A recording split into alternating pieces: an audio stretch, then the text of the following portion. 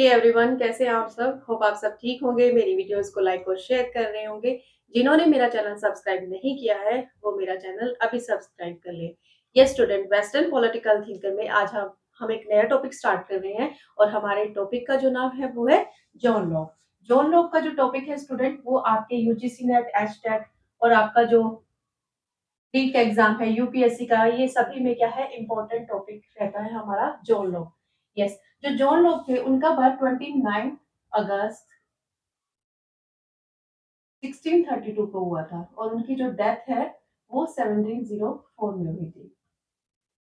ठीक है स्टूडेंट, तो इनके जो फादर थे वो क्या थे, लॉयर थे और इन्होंने अपनी क्वालिफिकेशन वगैरह सब कंप्लीट की। उसके बाद क्या हुआ, जो जॉन लॉक थे इन्होंने मानव स्वभाव के जो विचार दिए, प्राकृतिक अधिकारों के विचारों का जन्मदाता इन्हें कहा जाता है। और भी बहुत सारी ऐसी रचनाएं उन्होंने लिखी थी जो अभी हम डिस्कस करेंगे। इनकी जो सबसे फेमस रचना थी ये थी सेकंड नंबर पर। फर्स्ट है एन ऐसे concerning human understanding. Human understanding के बारे में थी। ये आपसे पूछा जाता है स्टूडेंट कि ये कब लिखी गई थी। ये लिखी गई थी 1687 में और पब्लिश हुई थी ये 1690 में। सेकंड जो आपकी वेरी वेरी इंपॉर्टेंट है, जो बहुत बार यूजीसी नेट के पेपर में रिपीट हुआ है ये क्वेश्चन। एक तो ये पूछा जाता है कि ये कब लिखी गई थी, 1688 में और 1689 में पब्लिश हुई थी। दूसरी बात ये पूछी जाती है, जो शासन पर दो निबंध है, जो ये इनकी रचना है, इसमें किसके बारे में कहा है। एक्चुअली ये जो बुक इन्होंने लिखी थी इसमें फिल्मर और हॉब्स के बारे में इन्होंने बात की है।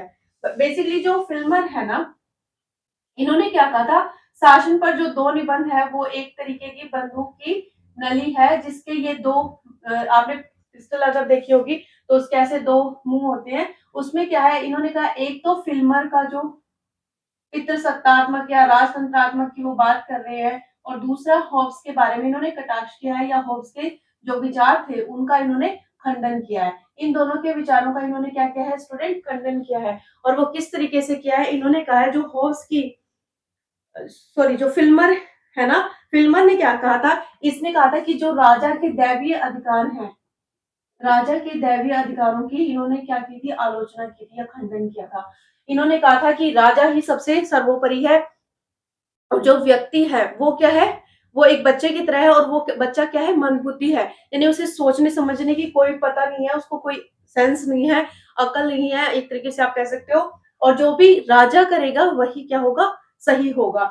ये पितृसत्तात्मक प्रणाली को क्या करते थे, बल देते थे, या राजतंत्रात्मक प्रणाली को, यानी कि जो राजा है उसकी जो संपत्ति होगी उसके बेटों को चली जाएगी। लेकिन जो हमारे जॉन लॉक है वो इस चीज को क्या कहते हैं, बिल्कुल खंडन करते हैं, इस चीज से बिल्कुल भी सहमत नहीं है। दूसरी हॉब्स का जो लेवियथन था ना, है ना लेवियथन, ये भी क्या कह रहा था, जो उसका राजा है, लेविथन का राजा, वो कैसा था, हमने पढ़ा था ना, कैसा था वो, बहुत ही ज्यादा क्रूर होगा। या आप कह सकते हो जो लेविथन में राजा उन्होंने बताया है वो उसके जो विचार बताए हैं उनसे भी ये क्या है, मतलब सहमत नहीं था। कौन, जॉन लॉक। तो इस तरीके से इसने फिल्मर और हॉब्स के ऊपर एक बहुत बड़ा कटाक्ष किया है अपनी इस बुक में, जिस बुक का नाम है शासन पर दो निबंध, टू टेरिटरीज ऑफ गवर्नमेंट। बाकी जो ये इनकी बुक्स हैं स्टूडेंट्स, इनके जो ईयर्स हैं वो पूछ लिए जाते हैं, आप इनको एक बार देख लीजिए। Four letters concerning tolerance 1689, a letter concerning tolerance 1689। ये इस तरीके से इनकी जो बुक्स हैं ये इंपॉर्टेंट है। आप इनके ईयर्स और इनके नाम एक बार देख लीजिए, बाकी आप इनको नोट कर सकते हो या स्क्रीनशॉट ले सकते हो।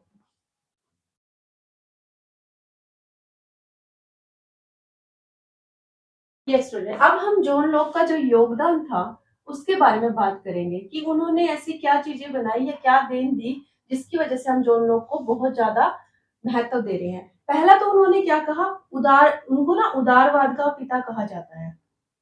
उदारवाद का पिता किसको, जॉन लॉक को। ये वेरी इंपॉर्टेंट क्वेश्चन है स्टूडेंट, ये रिपीट हुआ था जो यूजीसी नेट का पेपर है।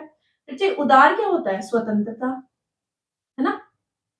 और वाद क्या है, वाद इसके सही होने का क्या करता है, इसको सही होने की सहमति देता है। यानी कि जो स्वतंत्रता है उसको क्या करता है, वो इंपॉर्टेंस देता है या उसको क्या कहता है, स्वतंत्रता सही है ना। उदारवादी, उदारवाद का पिता है, ये स्वतंत्रता को क्या कह रहा है, महत्व दे रहा है। एक तरीके से हम कह सकते हैं ये स्वतंत्रता को महत्व दे रहा है। जो उनका सबसे फर्स्ट पॉइंट है उदारवाद का पिता इनको कहा जाता है। सेकंड इनको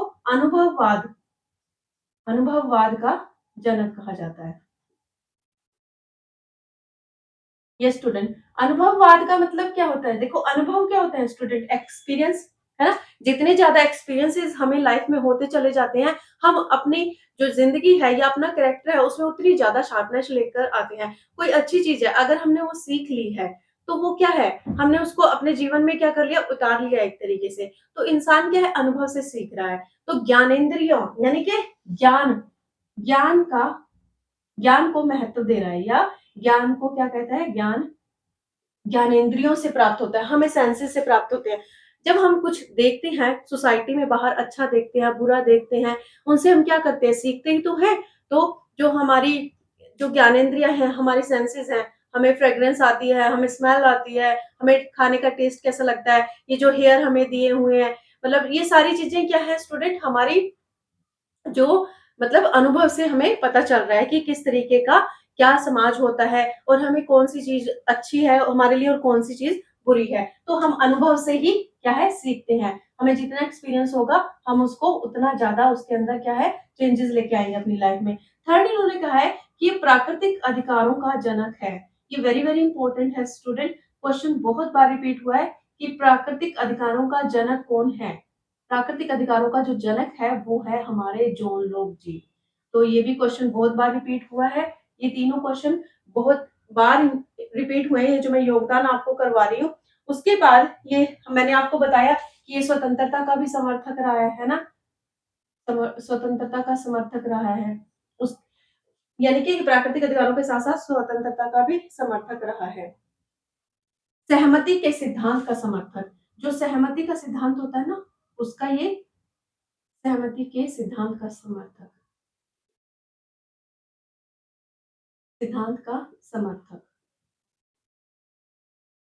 और क्या है, सीमित व संवैधानिक संवैधानिक शासन का समर्थक। ये स्टूडेंट जो अभी मैंने संवैधानिक शासन का क्या रहा है, समर्थक रहा है। जो मैंने अभी आपको बात बताई कि उदारवाद का पिता इसे कहा जाता है, यानी कि स्वतंत्रता को महत्व दे रहा है ना। तो उदारवाद का क्या है, ये समर्थक रहा है। और अनुभववाद यानी कि ज्ञान से क्या है, व्यक्ति सीखता है। अब आप किसी से भी नॉलेज ले सकते हो, हम छोटे बच्चे से भी कोई चीज सीख सकते हैं। तो हम क्या है अपने एक्सपीरियंसेस से क्या है चीजों को सीखते हैं। उसी तरीके से जॉन लॉक क्या कहता है, व्यक्ति भी क्या है अनुभव से ही सीखता है। उसके बाद उसने प्राकृतिक अधिकारों का उसको जनक कहा है। प्राकृतिक अधिकारों का जनक इसे क्यों कहा है स्टूडेंट, कि जो प्राकृतिक अधिकार हैं वो हमें किसने दिए हैं, वो हमें किसने दिए हैं, नेचर ने दिए हैं। और नेचर ने तीन प्रकार के जो प्राकृतिक अधिकार दिए हैं, जो ये तीन प्रकार के अधिकारों की बात कर रहा है। एक तो कह रहा है ये राइट टू लाइफ, सेकेंड ये कह रहा है राइट टू फ्रीडम, थर्ड ये कह रहा है राइट टू प्रॉपर्टी। तो जीवन का अधिकार किसने दिया है हमें, प्रकृति ने दिया है ना। हमें हमारी जो जान है वो क्या है, प्रकृति की देन है, जीना मरना है ना। जो हमारी मृत्यु है वो भी क्या है, नेचुरली मतलब जैसे भी होगी वो डिसाइडेड होगी। सेकंड क्या है, हमारा जो जन्म हुआ है वो भी प्रकृति ने ही दिया ना हमें। फिर है स्वतंत्रता का अधिकार, व्यक्ति किसी भी व्यक्ति के किसी अन्य व्यक्ति के अधीन नहीं होना चाहिए, राज्य के अधीन नहीं होना चाहिए, किसी राजा के अधीन नहीं होना चाहिए।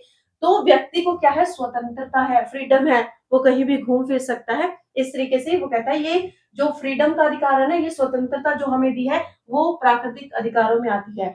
तीसरा इसने कहा है राइट टू प्रॉपर्टी, व्यक्ति के पास ना संपत्ति होनी चाहिए। ये क्वेश्चन भी बहुत बार रिपीट हुआ है कि संपत्ति के अधिकार को किसने महत्व दिया है, ये इसका जनक कौन है। जी बच्चे ये हमारा वेरी इंपॉर्टेंट क्वेश्चन है, ये भी रिपीट हुआ है लास्ट एग्जाम में। तो जो प्रॉपर्टी का या संपत्ति के अधिकार को महत्व देता है वो हमारे जॉन लॉक हैं।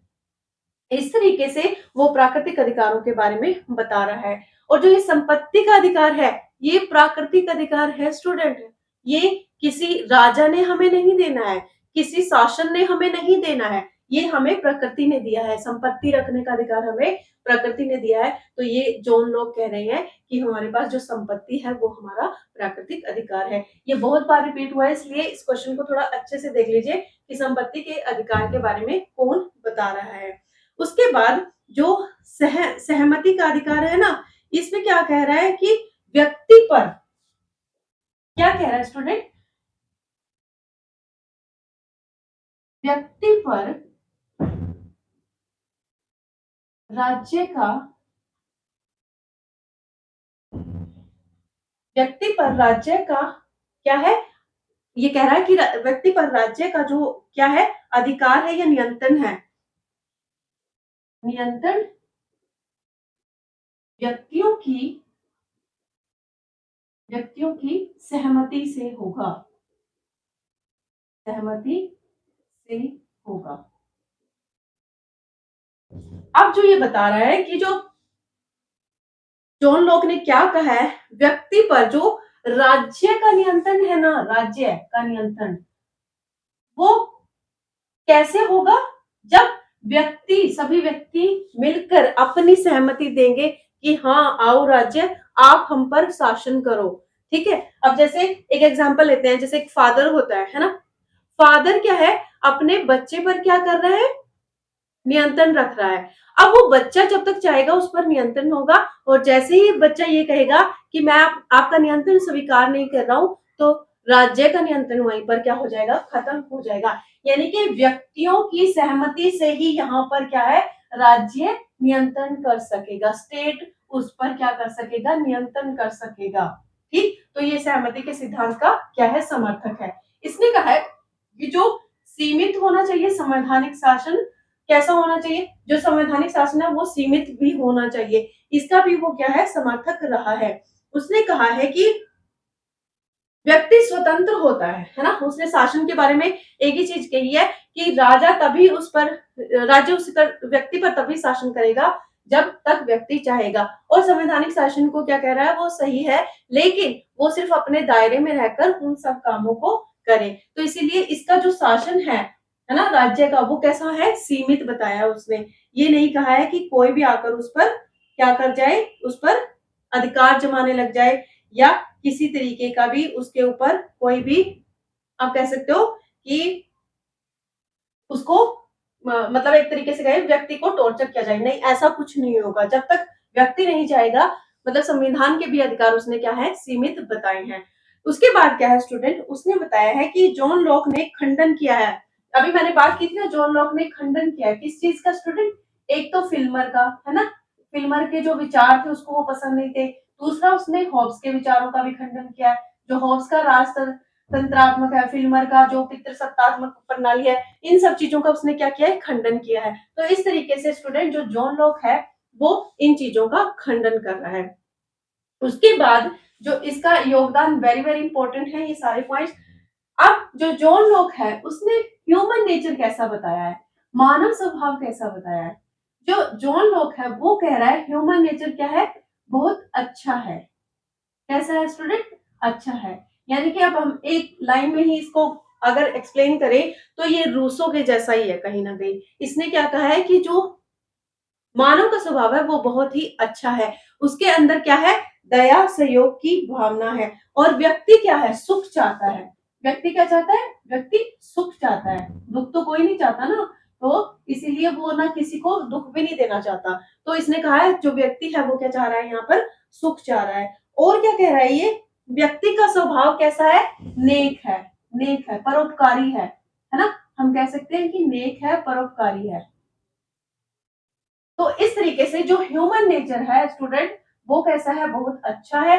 व्यक्ति सुख की प्राप्ति करना चाहता है, नेक है, और उसके जो विचार है वो कैसे हैं, परोपकारी है। तो इस तरीके से स्टूडेंट ये जो मानव स्वभाव है ये कहीं ना कहीं बहुत अच्छा बता रहा है। उसके बाद जो हमने 3 अधिकारों की बात की, उसने ये 3 अधिकार दिए हैं, है ना? ये 3 अधिकार वेरी वेरी इंपॉर्टेंट है उसके। और उस उदारवादी विचारों के बारे में उसने बताया कि उदारवादी विचार कैसे होने चाहिए, है ना?